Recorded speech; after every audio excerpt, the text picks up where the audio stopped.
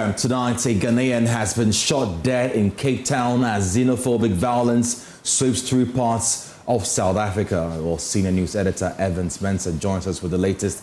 Evans, really, what happened? How did we get here?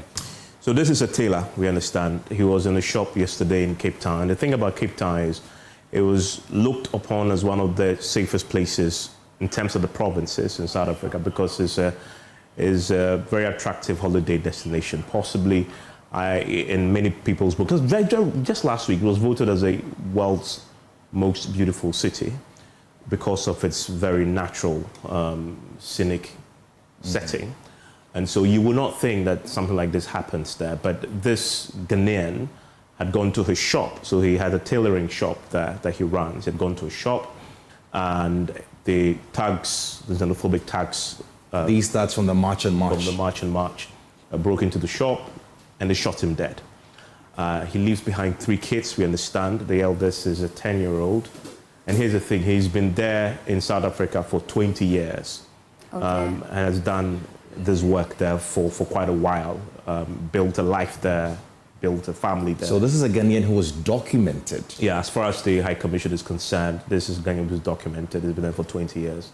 And has 3 kids. They're now dealing with the South African authorities and, of course, his family back home to repatriate the body. But this happened, from what we understand, on the back of the protest that we saw yesterday, the deadline that was issued for all African migrants to leave. They call them undocumented. But as you've seen now, they're not making that distinction when they attack you. And unfortunately, we've suffered the first fatality.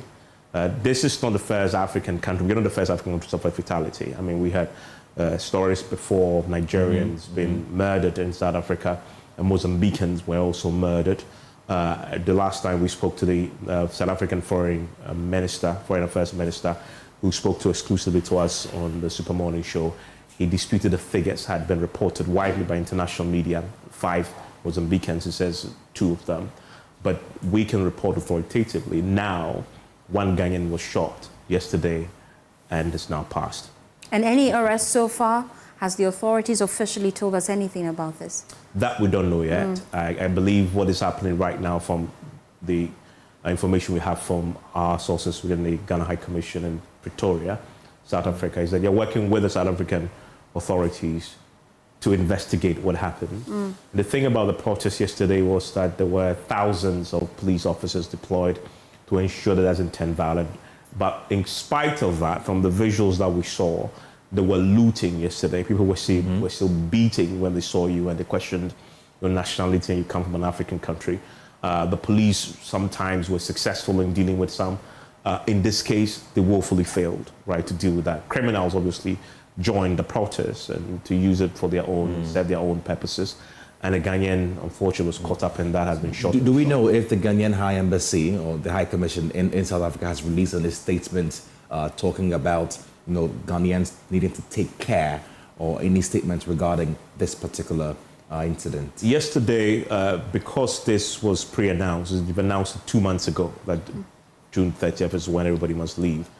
The High Commission there had put out an advisory that on this day, do not open your shop. Don't even attempt to go in there.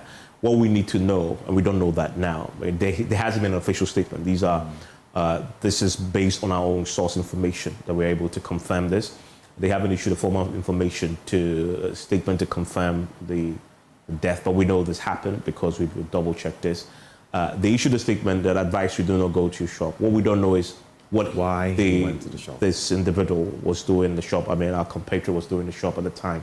And a bit of this will begin to emerge, we believe, in the next few hours, begin to understand what happened, because that advisory was widely circulated, and those in South Africa were put on a platform where they can share that. You go to the High Commission's website, you get information. Social media was replete with messages of what to do.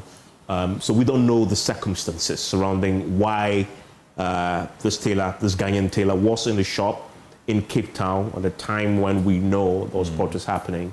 But whatever it is, you shouldn't lose your life. Because you run a shop. And if you check, and as the information comes out, we probably will learn a bit more about this. It's very possible because the South African laws require that if you open a shop like that, you must be employing South Africans in jobs. You possibly will find out, possibly that he may have South Africans working in the shop too. But we're waiting to hear more officially from the High Commission. When we do, we'll share it with our audiences. Thank you so much. Thank you so much, Evans.